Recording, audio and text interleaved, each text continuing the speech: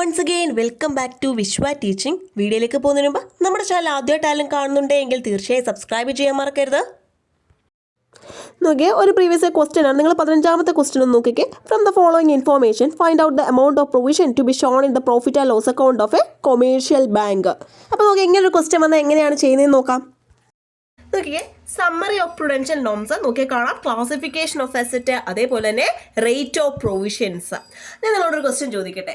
ബാങ്കിനെ സംബന്ധിച്ച് ഡിപ്പോസിറ്റ്സ് ആണോ ലോൺ ആണോ അവർക്ക് അസറ്റ് എന്ന് പറയുന്നത്? ഇപ്പോൾ ബാങ്കിനെ സംബന്ധിച്ച് ലോൺ ആണോ അതോ ഡിപ്പോസിറ്റ് ആണോ അവരുടെ അസറ്റ് എന്ന് പറയുന്നത്? ലോൺസ് ആണ് അല്ലെ. ലോൺസ് ആണ് ബാങ്കിനെ സംബന്ധിച്ച് അവരുടെ അസറ്റ് എന്ന് പറയുന്നത്. കാരണം ഡിപ്പോസിറ്റ് എന്ന് പറയുന്നത് ഡിപ്പോസിറ്ററി ഡിമാൻഡ് ചെയ്യുന്ന ടൈമിൽ ബാങ്ക് തിരിച്ചു കൊടുക്കേണ്ട എമൗണ്ട് ആണ് ഡിപ്പോസിറ്റ് എന്ന് പറയുന്നത്. ബാങ്കിനെ സംബന്ധിച്ച് അതൊരു ലയബിലിറ്റി ആണ് അല്ലെ.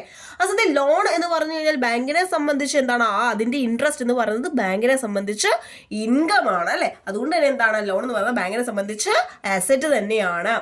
അപ്പൊ നോക്കിക്കേ, അത്തരത്തിൽ ബാങ്കിന് ഒരു പെർട്ടിക്കുലർ അല്ലെങ്കിൽ ആ ഒരു ഡ്യൂ ഡേറ്റിൽ ഇവർ കൊടുക്കുന്ന ലോണിന്റെ ആ ഒരു ഇൻട്രസ്റ്റും കാര്യങ്ങളും ഒക്കെ ആ ഡ്യൂ ഡേറ്റിനുള്ളിൽ തന്നെ കിട്ടുകയാണോ എങ്കിൽ അത്തരത്തിലുള്ള അസറ്റുകൾ എന്താണ്, പെർഫോമിംഗ് അസറ്റുകളാണ് അല്ലെ. ഇനി തിരിച്ച് ആ ഡ്യൂ ഡേറ്റിനുള്ളിൽ കിട്ടിയില്ല എങ്കിൽ, അതിൽ നിന്ന് ഇൻകം ജനറേറ്റ് ചെയ്യാൻ കഴിയുന്നില്ല എങ്കിൽ അത്തരത്തിലുള്ള അസറ്റ്സ് എന്താണ്, നോൺ പെർഫോമിംഗ് അസറ്റ്സ് ആണ്. സോ നോക്കിക്കേ, അസറ്റുകളെ നമ്മൾ മെയിൻലി രണ്ടായിട്ട് ക്ലാസിഫൈ ചെയ്യുന്നു, പെർഫോമിംഗ് അസറ്റും നോൺ പെർഫോമിംഗ് അസറ്റും. അതിൽ പെർഫോമിംഗ് അസറ്റ്സ് ആണ് ഏതെന്ന് പറയുന്നത് സ്റ്റാൻഡേർഡ് അസറ്റ്സ് എന്ന് പറയുന്നത്. ആ ഒരു മെച്യൂരിറ്റിക്കുള്ളിൽ, ആ ഒരു ടൈം പീരീഡിനുള്ളിൽ തന്നെ നമുക്ക് റിയലൈസ് ചെയ്യാൻ പറ്റുന്ന എമൗണ്ട് അല്ലെങ്കിൽ ആ ഒരു എന്താണ് ഇൻട്രസ്റ്റും കാര്യങ്ങളും ഒക്കെ കൃത്യമായി കിട്ടുന്നത്. അത്തരത്തിലുള്ള അസറ്റ്സ് പെർഫോമിംഗ് അസറ്റ്സ് ആണ് സ്റ്റാൻഡേർഡ് അസറ്റ്സ് എന്ന് പറയുന്നത്. ഇനി നോൺ പെർഫോമിംഗ് അസറ്റ്സ്, അതായത് നമുക്ക് ഇൻകം ജനറേറ്റ് ചെയ്യാൻ പറ്റാത്ത, ആ ഡ്യൂ ഡേറ്റിനുള്ളിൽ നമുക്ക് കിട്ടാത്ത, ആ അത്തരത്തിൽ ഡ്യൂ ഡേറ്റിനുള്ളിൽ ആ ഒരു എമൗണ്ട് ഇൻട്രസ്റ്റോ കാര്യങ്ങളോ ഒന്നും കിട്ടാത്ത അത്തരത്തിലുള്ള അസറ്റുകളെയാണ് നോൺ പെർഫോമിംഗ് അസറ്റ് എന്ന് പറയുന്നത്. ആ നോൺ പെർഫോമിംഗ് അസറ്റുകളെ നമ്മൾ മൂന്നായിട്ട് തിരിച്ചിട്ടുണ്ട്. ഏതൊക്കെയാണ്? Substandard assets, doubtful assets, loss assets. ഏതൊക്കെയാണ്? Substandard assets, doubtful assets, loss assets. നോക്കിക്കേ, അതിലെ സബ്സ്റ്റാൻഡേർഡ് അസറ്റ്സ് എന്താ നോക്കിക്കേ.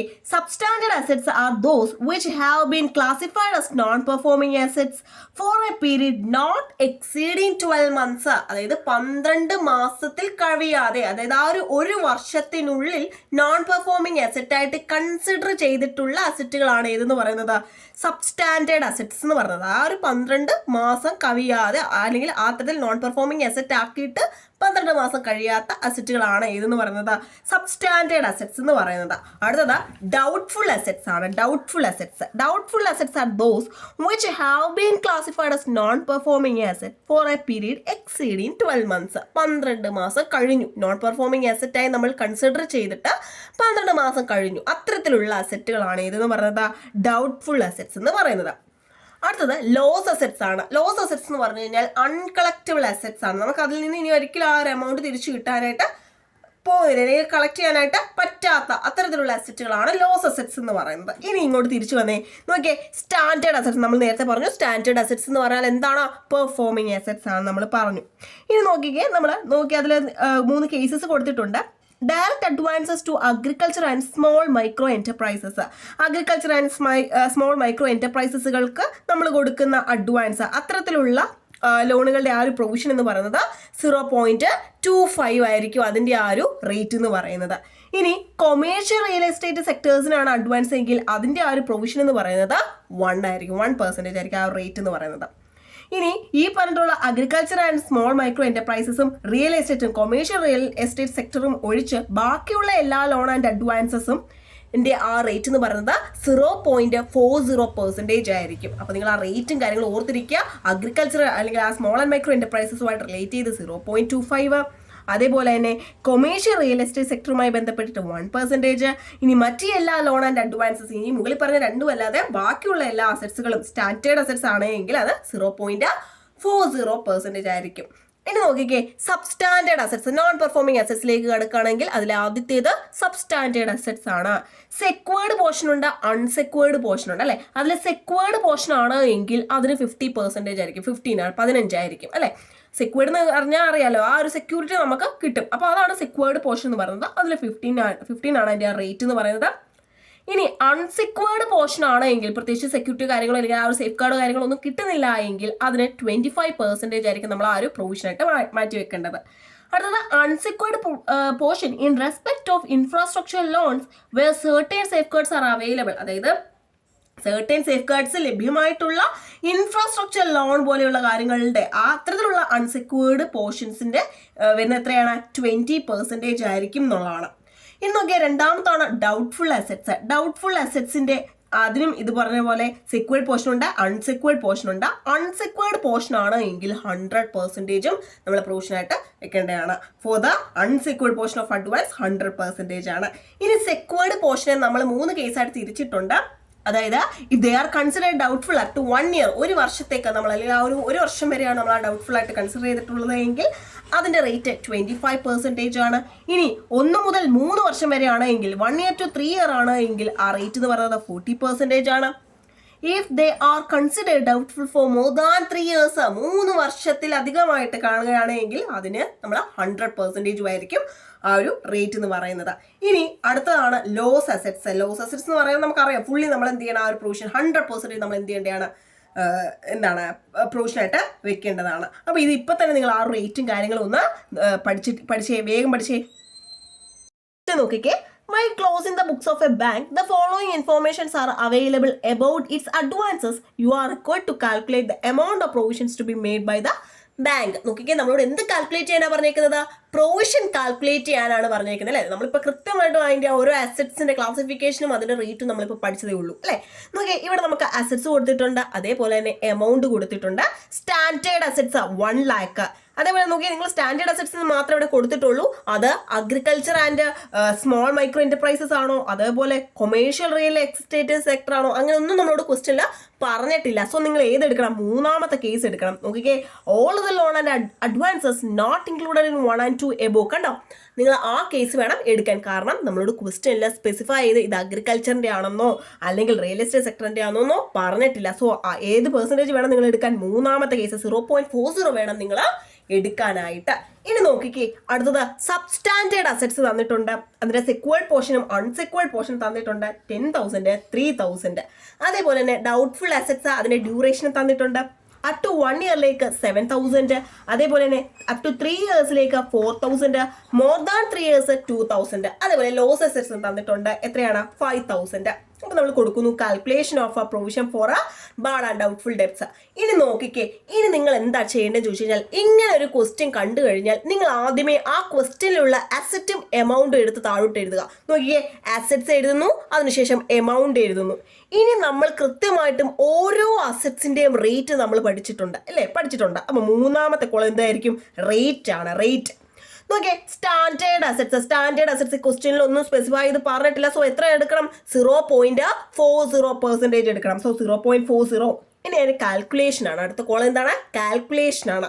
1 lakh into 0.40 ഡിവൈഡ് ബൈ 100 നോക്കണം. Okay, 1 lakh into 0.40 divide by 100 എത്ര ഇടുന്നു, 400. കണ്ടോ, എമൗണ്ട് ഓഫ് പ്രൊവിഷൻ എന്ന് പറഞ്ഞാൽ എത്രയാണ്, 400 ആണ്. അതേപോലെ ഓരോന്നും ചെയ്യുക.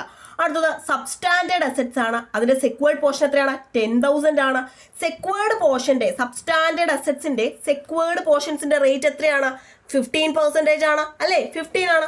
സോ എന്ത് ചെയ്യണം, 10,000 into 15/100 എത്ര കിട്ടുന്നു, 10,000 into 15/100, 10,000 into 15 ഡിവൈഡ് ബൈ 100 എത്രയാണ്, 1,500. കണ്ടോ, 1,500. കണ്ടോ, ക്ലിയർ ആണോ? ഇനി അടുത്ത അൺസെക്യൂർഡ് പോർഷൻ ആണ്. അൺസെക്യൂർഡ് പോർഷൻ എത്രയാണെന്ന് നോക്കിക്കേ, സബ്സ്റ്റാൻഡേർഡ് അസറ്റ്സിന്റെ അൺസെക്യൂർഡ് പോർഷൻ എത്രയാണ്, 25 ആണ്. 25 ആണ്. അങ്ങനെയെങ്കിൽ എന്ത് ചെയ്യണം, 3,000 into 25 ഡിവൈഡ് ബൈ 100. സിമ്പിൾ അല്ലേ, അല്ലേ? നോക്കിയേ, ഇനി അടുത്ത എന്താണ്, ഡൗട്ട്ഫുൾ അസറ്റ്സ് ആണ്. അപ് ടു 1 ഇയർ 7,000 ആണെന്ന് പറഞ്ഞിട്ടുണ്ട്. നോക്കിയേ, ഡൗട്ട്ഫുൾ അസറ്റ്സിന്റെ അപ് ടു 1 ഇയർ എത്രയാണ്, 25 ആണ്. സോ എന്ത് ചെയ്യണം, 7,000 into 25 ഡിവൈഡ് ബൈ 100 എടുക്കുക. അടുത്തതോ, അടുത്തെന്താണ്, up to 3 year. Up to 3 ഇയറിലേക്ക് എത്രയാണ് നോക്കിക്കേ, അപ് ടു 3 ഇയർ 40 ആണ്, 40 ആണ്, 40 നോക്കിക്കേ. അപ്പോൾ 4,000 into 40 ഡിവൈഡ് ബൈ 100. അതേപോലെ നോക്കിയാൽ 3ാമത്തെ case, more than 3 years. More than 3 years എത്രയാണ്, 100% ആണ്. നോക്കിയേ, മോർ ദാൻ 3 ഇയേഴ്സ് 2,000 into 100. അതായത് 2,000 into 100 ഡിവൈഡ് ബൈ 100 എത്രയാണ്, 2,000 തന്നെയാണ്, ഫുൾ എമൗണ്ട് ആണ്. അടുത്ത ലോസ് അസറ്റ്സ് ആണ്. ലോസ് അസറ്റ്സ് നമുക്കറിയാം 100 ആണ് എന്ന്. സോ അത് ഫുൾ എമൗണ്ട് തന്നെയാണ് 5000. അപ്പം നമുക്കിനി ടോട്ടൽ പ്രൊവിഷൻസ് കാണാമല്ലോ. ടോട്ടൽ പ്രൊവിഷൻ നോക്കിക്കേ, 400 plus 1500 plus 750 plus 1750 plus 1600 plus 2000 plus 5000. എത്ര ഇടുന്നുണ്ട്?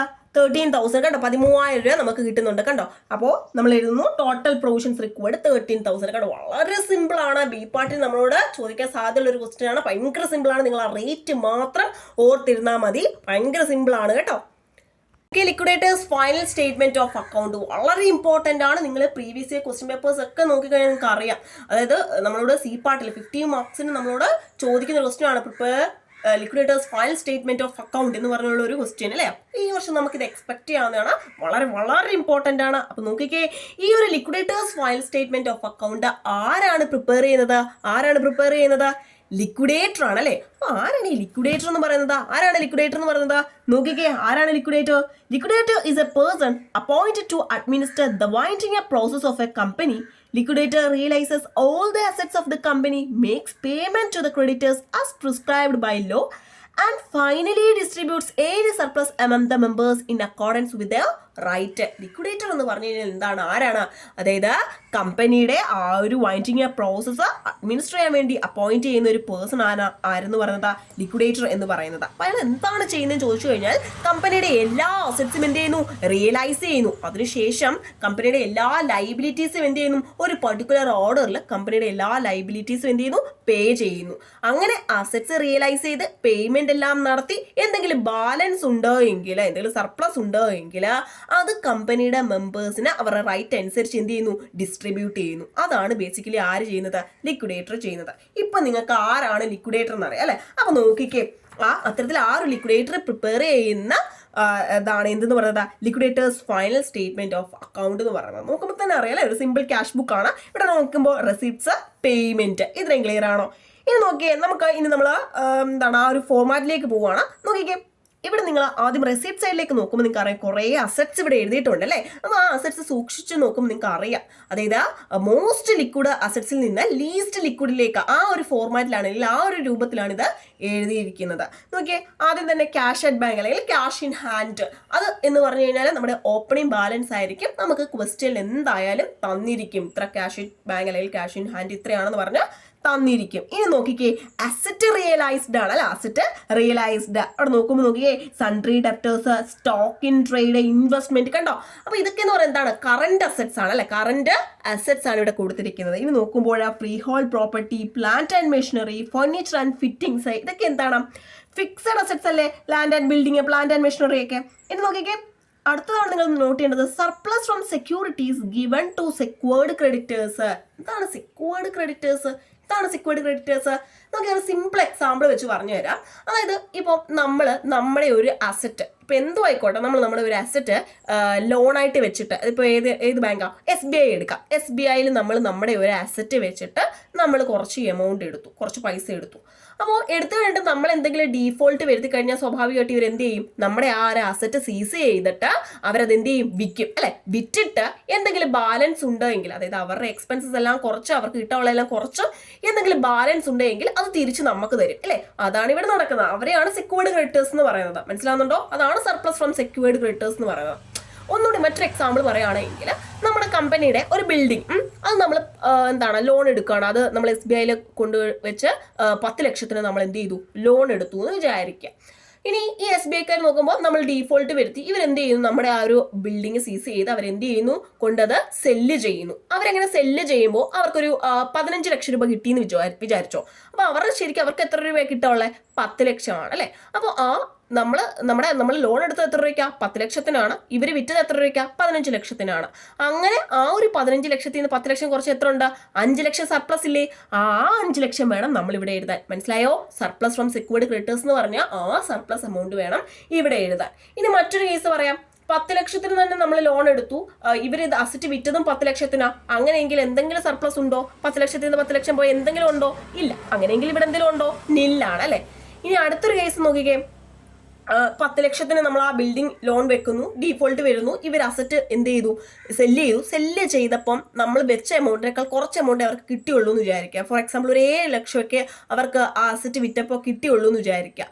അങ്ങനെയെങ്കിൽ ബാക്കി ഒരു 3 ലക്ഷം വരുന്നില്ലേ അല്ലേ? 3 ലക്ഷം കൂടി ഇനി നമ്മൾ അവർക്ക് കൊടുക്കാൻ കിടക്കും. അവർക്ക് വിറ്റിട്ടും എന്ത് ചെയ്തില്ല, ആ ഒരു കിട്ടാനുള്ള എമൗണ്ട് കിട്ടിയില്ല. അങ്ങനെയെങ്കിൽ ആ 3 ലക്ഷം ഇവിടെ കാണിക്കാൻ പറ്റുമോ? നമ്മൾ ബ്രാക്കറ്റ് ഇട്ടിട്ട് എന്താണ് ലെസ് 3 ലക്ഷം അങ്ങനെ പറയുന്നതുണ്ടോ? ഇല്ല. നമ്മൾ എന്ത് ചെയ്യണം, അത് നമ്മൾ അൺസെക്വേർഡ് ക്രെഡിറ്റേഴ്സിൽ വേണം ആ 3 lakhs കാണിക്കാൻ. ഇതൊക്കെ നിങ്ങൾക്ക് പ്രോബ്ലം ചെയ്യുമ്പോൾ ക്ലിയർ ആയിക്കോളും. ഒരു 4-5 പ്രോബ്ലം ചെയ്യുമ്പോഴത്തേക്ക് ഇതങ്ങ് സെറ്റ് ആയിക്കോളും കേട്ടോ. അപ്പോൾ നോക്കിക്കേ, അപ്പോൾ നിങ്ങൾക്ക് ഇപ്പോൾ എന്താണ് surplus from securities given to secured creditors എന്ന് നിങ്ങൾക്ക് മനസ്സിലായി അല്ലേ? ഇനി നോക്കിക്കേ, call in arrears collected unpaid calls, അതായത് നമ്മുടെ കോൺട്രിബ്യൂട്ടറീസ് ഒക്കെ. കോൺട്രിബ്യൂട്ടറീസ് ആരാ നിങ്ങൾക്ക് അറിയാലോ അല്ലേ? കോൺട്രിബ്യൂട്ടറീസ് എന്ന് വെച്ചാൽ ആ ഒരു കമ്പനി വൈൻഡ് അപ്പ് ആവുന്ന ടൈമിൽ കമ്പനിയുടെ അസറ്റ്സിൽ കോൺട്രിബ്യൂട്ട് ചെയ്യുന്നവരെയാണ് നമ്മൾ കോൺട്രിബ്യൂട്ടറീസ് എന്ന് പറയുന്നത്. അപ്പം എന്താണ്, അവരിൽ നിന്ന് അവർ ആ ഒരു വൈൻഡ് അപ്പ് ടൈമിൽ എന്ത് ചെയ്യണം, അവർ തരാനുള്ള ആ ഒരു എമൗണ്ട് തരണം. അതാണ് പറയുന്നത് calls in arrears collected unpaid calls എന്ന് പറയുന്നത്. അപ്പം ഇത് ക്ലിയർ ആണല്ലോ. നോക്കിക്കേ, നിങ്ങൾ ഇപ്പം തന്നെ പഠിച്ചു പോവുക. Cash at bank, cash in hand, പിന്നെ അസറ്റ് റിയലൈസ്ഡ്, അതിനകത്ത് വരുന്നതാണ് Sunday debtors, stock and trade, അങ്ങനെയുള്ള ഫിക്സഡ് അസറ്റ്സ്, കറന്റ് അസറ്റ്സ്, അതുപോലെ തന്നെ ലോൺ ആൻഡ് അഡ്വാൻസസ്, അതൊക്കെ ഇതിനകത്ത് വരുന്നതാണ്. ഇനി ഇപ്പുറത്തേക്ക് പോകുമ്പോൾ നോക്കിയേ, പേയ്മെന്റ് സൈഡിലേക്ക് പോകുമ്പോൾ നിങ്ങൾ നോക്കിക്കേ, ആദ്യം തന്നെ ലിക്വിഡേഷൻ എക്സ്പെൻസസ് ആണ് കൊടുത്തിരിക്കുന്നത് അല്ലേ? അതായത് ലീഗൽ ചാർജസ്. ഇപ്പം ലീഗൽ ചാർജസ് നിങ്ങൾക്ക് അറിയാം, സ്വാഭാവികമായിട്ട് ട്രിബ്യൂണലൊക്കെ ഉൾപ്പെടുന്നതാണ്. എന്തായാലും നമുക്ക് നമ്മുടെ ഒരു കോമൺ സെൻസ് ഉപയോഗിച്ച് നമുക്ക് പറയാം ലിക്വിഡേഷൻ ലീഗൽ ചാർജ് അവിടെ ഉണ്ട് എന്ന്. ഇനി തീർച്ചയായിട്ടും ലിക്വിഡേഷൻ ആണ്, അസറ്റ്സ് റിയലൈസ് ചെയ്യുന്നതിലൊക്കെ എന്തെങ്കിലും എക്സ്പെൻസസ് ഉണ്ടാകാൻ സാധ്യതയുണ്ട്. അപ്പോൾ തീർച്ചയായിട്ടും ലിക്വിഡേഷൻ എക്സ്പെൻസസ് ഇവിടെ കാണും അല്ലേ? പിന്നെയോ രണ്ടാമത് നോക്കിക്കേ, ലിക്വിഡേറ്റേഴ്സ് റെമ്യൂണറേഷൻ ആണ്. ലിക്വിഡേറ്റർ നമ്മൾ പറഞ്ഞു, നമ്മൾ അപ്പോയിന്റ് ചെയ്യുന്ന ഒരു വ്യക്തിയാണ് ലിക്വിഡേറ്റർ എന്ന് പറയുന്നത് അല്ലേ? അപ്പോൾ അത്തരത്തിൽ ലിക്വിഡേറ്റർ എന്തായാലും ഫ്രീ ആയിട്ട് എന്തായാലും അസറ്റ് റിയലൈസ് ചെയ്ത് പേയ്മെന്റ് കൊടുത്ത് അത് അവസാനം വരുന്നത് ഡിസ്ട്രിബ്യൂട്ട് ചെയ്ത് അങ്ങനെ ചുമ്മാ ഫ്രീ ആയിട്ട് അയാൾ ചെയ്യുമോ? ഇല്ല. തീർച്ചയായിട്ടും അയാൾക്ക് ഒരു റെമ്യൂണറേഷൻ അല്ലെങ്കിൽ ഒരു ഫീ നമ്മൾ കൊടുക്കും അല്ലേ? അപ്പോൾ അത് നമ്മളോട് കൃത്യമായിട്ട് ക്വസ്റ്റ്യനിൽ പറഞ്ഞിരിക്കും. അസറ്റ് റിയലൈസിൻ്റെ 1%, 2% എന്നൊക്കെ പറഞ്ഞ് നമുക്ക് എന്തായാലും ക്വസ്റ്റ്യനിൽ തന്നിരിക്കും. ലിക്വിഡേറ്റേഴ്സ് റെമ്യൂണറേഷൻ എത്രയാണെന്ന് തന്നിരിക്കും. അടുത്ത നോക്കിക്കേ, debentures having A floating charge, ആ ഒരു ഇൻട്രസ്റ്റും ആ ഒരു ഫേസ് വാല്യൂ ഒക്കെ അതെന്തായാലും നമുക്ക് ക്വസ്റ്റ്യൻ അതും തരും. പ്രോബ്ലം ചെയ്യുമ്പോൾ അത് ക്ലിയർ ആയിക്കോളും. നിങ്ങൾക്ക് പ്രിഫറൻഷ്യൽ ക്രെഡിറ്റേഴ്സ്, അൺസെക്യൂർഡ് ക്രെഡിറ്റേഴ്സ്, അടുത്ത ക്രെഡിറ്റേഴ്സ് എടുക്കുകയാണെങ്കിൽ ആദ്യം പ്രിഫറൻഷ്യൽ ക്രെഡിറ്റേഴ്സിന് കൊടുത്ത ശേഷം മാത്രം അൺസെക്യൂർഡ് ക്രെഡിറ്റേഴ്സിന് കൊടുക്കുക. അതിനുശേഷം എന്താണ്, preference share holders, preference share capital എന്ന് പറഞ്ഞാൽ അല്ല, പ്രിഫറൻസ് ഷെയർ ഹോൾഡേഴ്സ് എന്നാണ് പറഞ്ഞത് അല്ലേ? അതായത് ഇനി നമ്മൾ എന്തെങ്കിലും ബാലൻസ് ഉണ്ടെങ്കിൽ അത് പ്രിഫറൻസ് ഷെയർ ഹോൾഡേഴ്സിന് കൊടുക്കണം. അപ്പോൾ നിങ്ങൾ ഓർക്കേണ്ട കാര്യം, ആ ഒരു ക്യാപിറ്റൽ എമൗണ്ടും കാണും, അതിൻ്റെ കൂടെ ഡിവിഡൻറ്റും കാണുമെന്ന് ഓർത്തോണം. അരിയേഴ്സ് ഉണ്ടെങ്കിൽ അത്തരത്തിലുള്ള ഡിവിഡൻറ്റും ഇതിനകത്ത് വരും എന്ന് ഓർക്കുക. ഇനി എന്തെങ്കിലും എമൗണ്ട് ബാലൻസ് ഉണ്ടെങ്കിൽ അടുത്ത ആർക്ക് കൊടുക്കും? ഇക്വിറ്റി ഷെയർ ഹോൾഡേഴ്സിന് കൊടുക്കും. ഇക്വിറ്റി ഷെയർ ഹോൾഡേഴ്സ് ഇവരാണല്ലോ റിയൽ ഓണേഴ്സ് എന്ന് പറയുന്നത് അല്ലേ? ഇവർക്ക് കൊടുക്കും. ഇത്രയും ക്ലിയർ ആണോ? വേഗം ഒന്നുകൂടി നോക്കിക്കേ, liquidation expenses, liquidators remuneration, debentures, preferential creditors, unsecured creditors, അതേപോലെ തന്നെ preference share holders, equity share holders. വേഗം നോക്കിക്കേ. ക്വസ്റ്റ്യൻ നോക്കിക്കേ, Bharat limited went into liquidation on 31st December 2018. Bharat limited liquidation ആയിട്ടുണ്ട് എന്നാണെന്ന് പറഞ്ഞിട്ടുണ്ട്. 31st December 2018 ആണെന്ന് പറഞ്ഞിട്ടുണ്ട്. അത് വിട്ടേക്കാം. Okay, prepare liquidators final statement account from the following. നമ്മളോട് ലിക്വിഡേറ്റേഴ്സ് ഫൈനൽ സ്റ്റേറ്റ്മെന്റ് പ്രിപ്പയർ ചെയ്യാനാണ് പറഞ്ഞിരിക്കുന്നത്. നോക്കിയാൽ നമുക്ക് ഇതൊരു ബേസിക് ക്വസ്റ്റ്യൻ ആണ്. നിങ്ങൾ ഒരു 4-5 പ്രോബ്ലം എങ്കിലും ചെയ്ത് നോക്കണം ഈ ഒരു മൊഡ്യൂളിൽ നിന്ന്. നോക്കിയേ, ഇവിടെ പ്രിഫറൻഷ്യൽ ക്രെഡിറ്റേഴ്സ് കൊടുത്തിട്ടുണ്ട് 10,000 ആണ്. Unsecured creditors 1,50,000. 12% ഡിബെഞ്ചേഴ്സ് 2 lakh ആണെന്ന് പറഞ്ഞിട്ടുണ്ട്. 7% പ്രിഫറൻസ് ഷെയർ ക്യാപിറ്റൽ 3 lakh ആണെന്ന് പറഞ്ഞിട്ടുണ്ട്. ലിക്വിഡേഷൻ എക്സ്പെൻസസ് തന്നിട്ടുണ്ട്, എത്രയാണ്? 2,000 ആണ്. അതേപോലെ നോക്കിയേ, സെക്യൂർഡ് ക്രെഡിറ്റേഴ്സ് ഇവിടെ ഒന്ന് ശ്രദ്ധിച്ചേ. സെക്യൂർഡ് ക്രെഡിറ്റേഴ്സ് ഇവിടെ ബ്രാക്കറ്റ് കൊടുത്തേക്ക് നോക്കിയേ, സെക്യൂരിറ്റീസ് റിയലൈസ്ഡ് ₹2 lakh. എൻ്റെ ഔട്ടർ കോളത്തിൽ കൊടുത്തിരിക്കുന്നത് 1,60,000 ആണ് അല്ലേ? 1,60,60,000 ആണ്. അപ്പോൾ ഇവിടെ നിങ്ങൾ ശ്രദ്ധിക്കേണ്ട കാര്യം, 1,60,000 വിലയുള്ള അസറ്റ് അല്ലേ? അത്രയാണ് ആ ഒരു അസറ്റിന്റെ ലോൺ ആയിട്ട് എടുത്തേക്കുന്നത്. ആ 1,60,60,000 അസറ്റ് ആണ് എത്ര രൂപയ്ക്ക് വിറ്റത്? 2 ലക്ഷത്തിന് വിറ്റത്. അങ്ങനെയെങ്കിൽ അവിടെ സർപ്ലസ് ഉണ്ടോ ഇല്ലയോ? സർപ്ലസ് ഇല്ലേ? 1,60,60,000 സാധനം എന്ത് ചെയ്തു? 2 ലക്ഷത്തിന് വിറ്റു. അങ്ങനെയെങ്കിൽ അവിടുത്തെ എമൗണ്ട് സർപ്ലസ് എത്രയാണ്? 1,60,60,000 2 ലക്ഷം. 2 ലക്ഷത്തിൽ നിന്ന് 1,60,60,000 കുറച്ച് എത്രയാണ്? 40,000 അല്ലേ? 40,000 ആണ് അവിടുത്തെ എന്തെന്ന് പറയുന്നത്? സർപ്ലസ് എന്ന് പറയുന്നത്. അപ്പം നമ്മൾ നേരത്തെ പറഞ്ഞ എക്സാമ്പിൾ ഓർക്കാം, മറ്റേ SBIയുടെ ബാങ്കൊക്കെ വെച്ച് നമ്മൾ പറഞ്ഞില്ലേ? അപ്പോൾ 1,60,60,000 വാല്യുള്ള ആ ഒരു അസറ്റ് അല്ലെങ്കിൽ ആ ഒരു ലോണ് എന്ത് ചെയ്തു, അത് ആ ഒരു വാല്യുള്ള അസറ്റ് റിയലൈസ് ചെയ്തപ്പോൾ 2 ലക്ഷം കിട്ടി. അങ്ങനെയെങ്കിൽ 2 ലക്ഷത്തിൽ നിന്ന് 1,60,60,000 കുറച്ച് ബാക്കി 40,000 രൂപ അതെന്താണ്, സർപ്ലസ് ആണ് അത്. അപ്പൊ നമ്മൾ ഓർക്കണം, സർപ്ലസ് ഫ്രം സെക്യൂർഡ് ക്രെഡിറ്റേഴ്സ് എന്ന് പറയുന്നത് എത്രയാണ്, 40,000 ആണ്. എന്നൊക്കെ ഇക്വിറ്റി ഷെയർ ക്യാപിറ്റൽ അവിടെ പറയുന്നുണ്ട് 40,000 ഷെയർസ് അറ്റ് ₹10 ഈച്ച് 4 lakhs. നോക്കേ, ഇനി നോക്കി ഇവിടെ നിന്ന് ശ്രദ്ധിച്ചേ. Liquidator is entitled to get a remuneration of 2% on all assets realized. Realise ചെയ്തിട്ടുള്ള എല്ലാ അസറ്റ്സിൻ്റെയും 2% ആണ് എന്തെന്ന് പറയുന്നത്, ലിക്വിഡേറ്റേഴ്സിൻ്റെ റെമ്യൂണറേഷൻ എന്ന് പറയുന്നത്. ഇവിടെ നിങ്ങൾ ശ്രദ്ധിക്കേണ്ട കാര്യം, ഓൺ ഓൾ അസറ്റ്സ് റിയലൈസ്ഡ് അല്ലേ, എല്ലാ അസറ്റ്സ് റിയലൈസ് ചെയ്തിട്ടുള്ള എല്ലാ അസറ്റ്സും. നമുക്കിവിടെ നമ്മൾ തുടക്കത്തിൽ നോക്കിയപ്പോൾ നമുക്കിങ്ങനെ ഓരോ സ്പെസിഫൈ ചെയ്ത് ഇന്ന അസറ്റ് എന്നൊന്നും പറഞ്ഞിട്ടില്ല. അപ്പോൾ ഇവിടെ നിങ്ങൾ ശ്രദ്ധിക്കേണ്ട കാര്യം, ഇങ്ങനെ അസറ്റ് റിയലൈസ് ചെയ്തതിൻ്റെ 2% എന്ന് പറയുമ്പോൾ നിങ്ങൾ ഇവിടെ എന്തിനും കൂടി ഉൾപ്പെടുത്തിക്കോണം, സർപ്ലസ് ഫ്രം സെക്യൂർഡ് ക്രെഡിറ്റേഴ്സിനും കൂടി, അതായത് ആ ഒരു 40,000 കൂടി ഉൾപ്പെടുത്താൻ ശ്രമിക്കുക. അത് പ്രോബ്ലം ചെയ്യുമ്പോൾ മനസ്സിലായിക്കോളും. ഇനി നോക്കിക്കേ, and 3% on the amount pay to unsecured creditors. Unsecured ക്രെഡിറ്റേഴ്സിന് കൊടുത്തിട്ടുള്ള എമൗണ്ടിൻ്റെ 3%. ഇവിടെ ശ്രദ്ധിക്കേണ്ട കാര്യം, നിങ്ങൾ ക്വസ്റ്റ്യനിൽ സൂക്ഷിച്ച് നോക്കുമ്പോൾ ഇവിടെ ആരെയും കാണാം, പ്രിഫറൻഷ്യൽ ക്രെഡിറ്റേഴ്സിനെയും കാണാം, അൺസെക്യൂർഡ് ക്രെഡിറ്റേഴ്സിനെയും കാണാം. അപ്പോൾ ഇങ്ങനെയുള്ള കേസിൽ ഈ പ്രിഫറൻഷ്യൽ ക്രെഡിറ്റേഴ്സിനെയും നമ്മൾ ആരായിട്ടാണ് ട്രീറ്റ് ചെയ്യുന്നത്, അൺസെക്യൂർഡ് ക്രെഡിറ്റേഴ്സ് ആയിട്ടായിരിക്കും ട്രീറ്റ് ചെയ്യുന്നത്. സോ ആ ഒരു എമൗണ്ട് നമ്മൾ ആ ഒരു 10,000 നമ്മൾ 3% കാണുന്നതായിരിക്കും. ഇനി നോക്കിക്കേ, ഇവിടെ പറയുന്നത് sundry assets realised amount to 4,40,000. So assets realise ചെയ്തത് എത്രയാണെന്ന് പറഞ്ഞിട്ടുണ്ട്, 4,40,000 എന്ന് കൃത്യമായിട്ട് ക്വസ്റ്റ്യനിൽ പറഞ്ഞിട്ടുണ്ട്. സോ നോക്കിക്കേ, നമ്മൾ എഴുതുന്നു Bharati limited in liquidation, liquidators final statement of account, receipts 2 amount column, payment 2 amount column.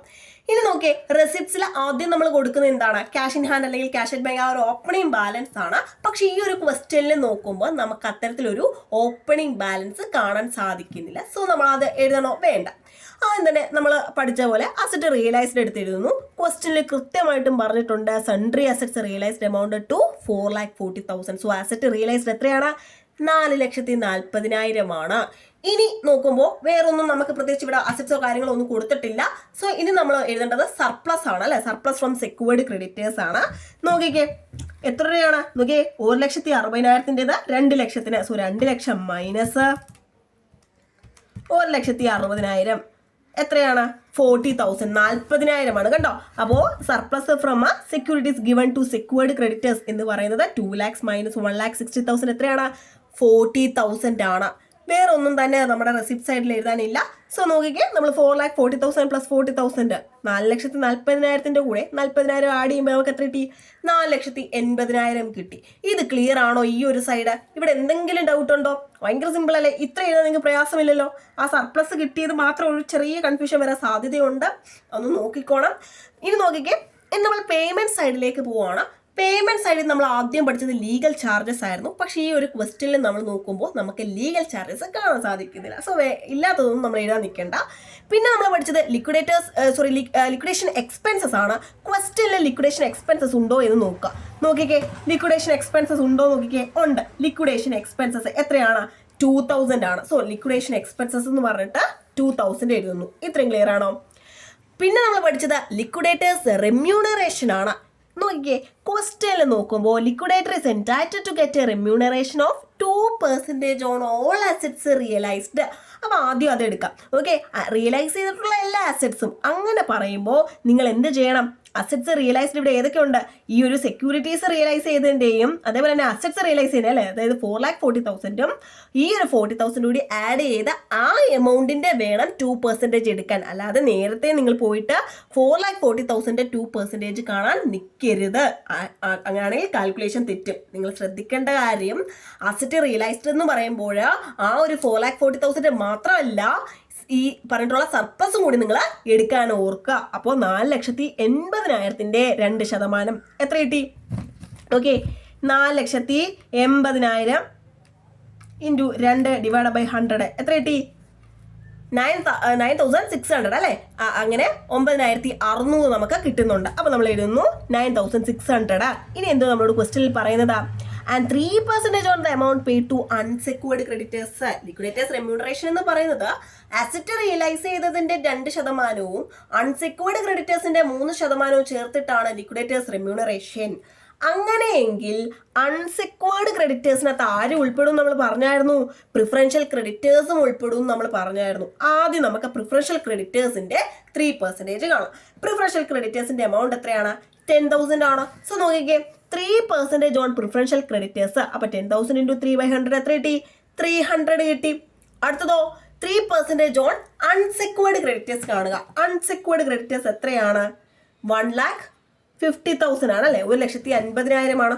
ആ 1,50,000ന്റെ 3% കാണുന്നു. അപ്പോൾ 1,50,000 × 3/100 ചെയ്യുമ്പോൾ നമുക്ക് എത്ര കിട്ടി? 4,500 കിട്ടി. ഇത്രയും ക്ലിയർ ആണോ? അതോടെ നമ്മുടെ ലിക്വിഡേറ്റേഴ്സ് റെമ്യൂണറേഷന്റെ ആ ഒരു ടോട്ടൽ എമൗണ്ട് നമുക്ക് കാൽക്കുലേറ്റ് ചെയ്യാം. നോക്കിക്കേ, 9,600 പ്ലസ് 300 പ്ലസ് 4,500 എത്രയാണ്? 14,400, 14,400. അപ്പൊ നമ്മൾ എഴുതുന്നു 14,400. അതാണ് നമ്മുടെ ലിക്വിഡേറ്റേഴ്സിന്റെ റെമ്യൂണറേഷൻ എന്ന് പറയുന്നത്. ഇത് ക്ലിയർ ആണോ?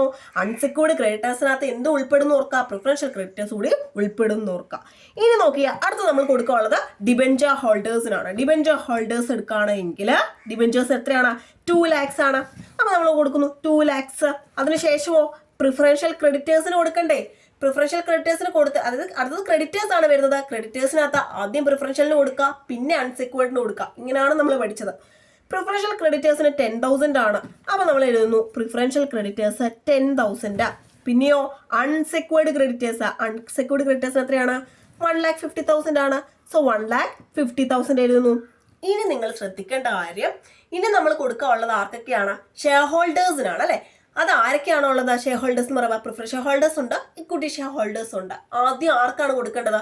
പ്രിഫറൻസ് ഷെയർ ഹോൾഡേഴ്സിന് കൊടുത്ത ശേഷം മാത്രം ഇക്വിറ്റി ഷെയർ ഹോൾഡേഴ്സിന് കൊടുക്കുക അല്ലെ? എന്തെങ്കിലും ഉണ്ടെങ്കിൽ മാത്രമേ ഇക്വിറ്റി ഷെയർ ഹോൾഡേഴ്സിന് കിട്ടത്തുള്ളൂ. അപ്പോൾ ആദ്യം നമ്മൾ പ്രിഫറൻസ് ഷെയർ ഹോൾഡേഴ്സിന് കൊടുക്കുന്നു. ഇനി എത്ര രൂപ നമ്മുടെ കയ്യിൽ എമൗണ്ട് ഉണ്ട്? നമ്മൾ അസറ്റ് റിയലൈസ് ചെയ്തു, കൊടുക്കാനുള്ള ലയബിലിറ്റീസ് എല്ലാം കൊടുത്തു തീർത്തു വരികയാണ്. ഇനി ബാലൻസ് ഉള്ളതാണ് നമ്മൾ ഇവർക്ക് കൊടുക്കുന്നത് അല്ലേ?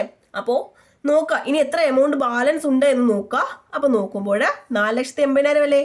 4,80,000 മൈനസ് 2,000 മൈനസ് എത്രയാണ്? 14,400 മൈനസ് 2 lakhs മൈനസ് എത്രയാണ്?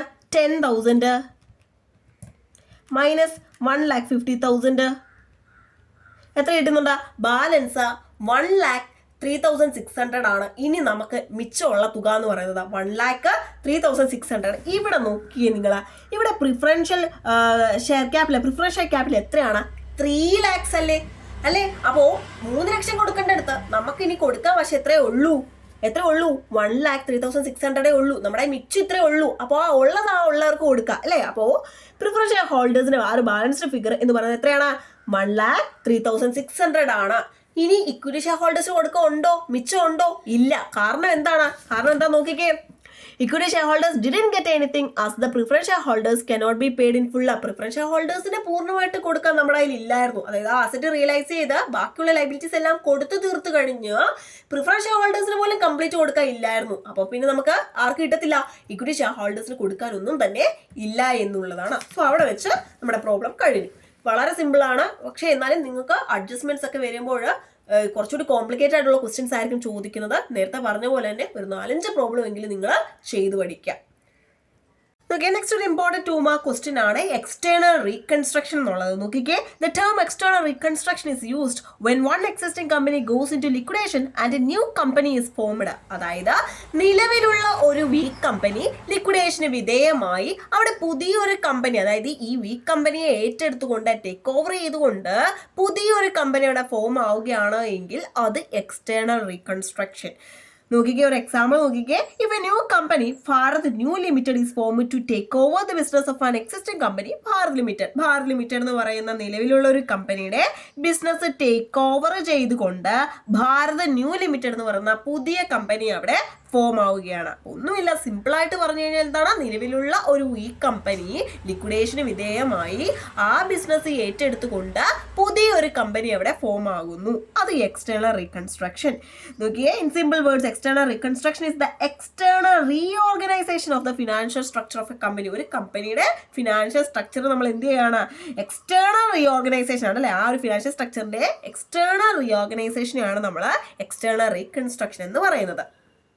നോക്കിയേ, നെക്സ്റ്റ് ഇന്റേണൽ റീകൺസ്ട്രക്ഷൻ ആണ്. നോക്കിക്കേ, if the reorganisation is done without the liquidation of companies it is known as internal reconstruction. അതായത് കമ്പനീസിന്റെ ലിക്വിഡേഷൻ ഇല്ലാതെ കമ്പനിയിൽ റീഓർഗനൈസേഷൻ വരുത്തിയാണ് എങ്കിൽ അത് ഇന്റേണൽ റീകൺസ്ട്രക്ഷൻ. ഒന്നുകൂടി സിമ്പിൾ ആയിട്ട് പറഞ്ഞു കഴിഞ്ഞാൽ നമുക്കറിയാം, കമ്പനിയിൽ ഓണേഴ്സ് ഫണ്ട് അഥവാ ഇക്വിറ്റി ഫണ്ടും കാണും, ബോറോവ്ഡ് ഫണ്ടും കാണും അല്ലെ. അപ്പോൾ ഇത്തരത്തിലുള്ള ഈ ഒരു ഫണ്ടിൽ അല്ലെങ്കിൽ ഈ ഒരു ക്യാപിറ്റൽ സ്ട്രക്ചറിന്റെ ആ ഒരു പ്രപ്പോർഷനിൽ ചേഞ്ചസ് വരുത്തുന്നതിനെയാണ് നമ്മൾ എന്തെന്ന് പറയുന്നത്, ഇന്റേണൽ റീകൺസ്ട്രക്ഷൻ എന്ന് പറയുന്നത്. ഇത് നമ്മളുടെ 2 മാർക്സിന് ചോദിക്കാൻ സാധ്യതയുണ്ട്. നെക്സ്റ്റ് ഒരു 2 മാർക്ക് ക്വസ്റ്റ്യൻ ആണ് ലൈഫ് ഇൻഷുറൻസ്. നോക്കിക്കേ, എന്താണ് ലൈഫ് ഇൻഷുറൻസ്? നോക്കിക്കേ, ഈ ഒരു ലൈഫ് ഇൻഷുറൻസ് എന്താ നോക്കിക്കേ, A life insurance contract may be defined as A contract whereby the insurer in consideration of a single premium or premium received in installments undertakes to pay fixed sum of money or an annuity to the insured or nominee either on the death of the insured or on the maturity of the policy. അതായത് life insurance എന്ന് പറയുന്നത് എന്താണ്, ഒരു contract ആണ് അല്ലെ. ഈ ഒരു കോൺട്രാക്റ്റിലെ 2 parties ആയിരിക്കും ഉണ്ടാകുന്നത്, ഇൻഷുർഡും ഇൻഷുററും. ഇൻഷുറർ എന്ന് പറഞ്ഞു കഴിഞ്ഞാൽ ഇൻഷുറൻസ് കമ്പനിയാണ്. ഇൻഷുർഡ് എന്ന് പറഞ്ഞു കഴിഞ്ഞാൽ ആ ഒരു ഇൻഷുറൻസ് എടുക്കുന്ന ആളാണ് ഇൻഷുർഡ് എന്ന് പറയുന്നത്. അപ്പോൾ ഇവർ തമ്മിലുള്ള ഒരു കോൺട്രാക്റ്റ് ആണ് എന്തെന്ന് പറയുന്നത്, ലൈഫ് ഇൻഷുറൻസ് എന്ന് പറയുന്നത്. അപ്പോൾ നമുക്കറിയാം, നമ്മൾ ഇൻഷുറൻസ് എടുക്കുമ്പോൾ നമ്മൾ ഒന്നെങ്കിൽ ലംസമായിട്ട്, അതായത് ഒറ്റ തവണയായിട്ട് ആ ഒരു ഫുൾ എമൗണ്ട് നമ്മൾ ഇൻഷുറൻസ് കമ്പനിക്ക് അഥവാ ഇൻഷുററിന് നമ്മൾ പേ ചെയ്യും. അല്ല എങ്കിലോ നമ്മൾ ഇൻസ്റ്റാൾമെന്റ് വൈസ് ആയിട്ട് പ്രീമിയം പേ ചെയ്യും അല്ലേ. അപ്പോൾ അതാണ് പറയുന്നത്, അത്തരത്തിൽ ആ ഒരു ലംസം എമൗണ്ട് ആയിട്ട് അല്ലെങ്കിൽ എന്താണ് instalments, premium received in instalment ആയിട്ട് ലഭിക്കുന്ന ആ ഒരു പ്രീമിയത്തിനെ കൺസിഡർ ചെയ്തുകൊണ്ട് ഇൻഷുർഡിന്റെ ആ ഒരു ഡെത്തിന്റെ ടൈമിലോ അല്ലെങ്കിൽ പോളിസി മെച്യൂർ ആകുന്ന ടൈമിലോ എന്ത് ചെയ്യുന്നു, ആനുവിറ്റി ആയിട്ടോ അല്ല എങ്കിൽ ഒരു ഫിക്സഡ് സം ഓഫ് മണി ആയിട്ടോ എന്ത് ചെയ്യുന്നു, ഈ ഒരു ഇൻഷുറർ ഇൻഷുർഡിന് പേ ചെയ്യുന്നു. അതാണ് എന്തെന്ന് പറയുന്നത്, ലൈഫ് ഇൻഷുറൻസ് എന്ന് പറയുന്നത്.